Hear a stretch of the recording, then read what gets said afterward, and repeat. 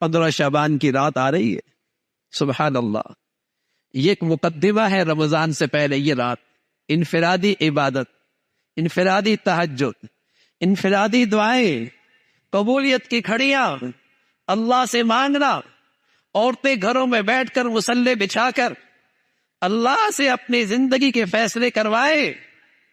ہم مسجدوں میں اپنے گھروں میں بیٹھ کر نوافل سے کثرت سے عبادت کریں.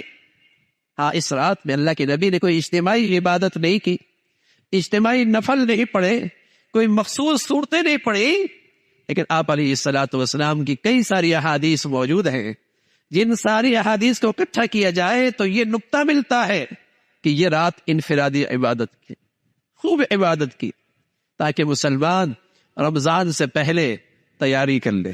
جیسے آدمی کہیں جاتا ہے تقریب میں تو پہلے غسل کر لیتا ہے اور اچھے کپڑے پہنتا ہے، تو یہ رات بھی ایسی آئی ہے گویا کہ ہم خطاؤں سے غسل کر سچی معافی مانگ لے اور پھر رمضان کا استقبال اس طریقے سے کرے کہ صاف ستھرے ہو کر رمضان کی مبارک گھڑیوں کو پا سکے. تو میرے عزیزو، نیکیوں کا اور اہل ایمان کا، ایمان کے لحاظ سے بہار کا موسم آ رہا ہے. اللہ رب العزت ہم سب کو اس کی قدردانی نصیب فرمائے. وآخر دعوانا الحمدللہ رب العالمین.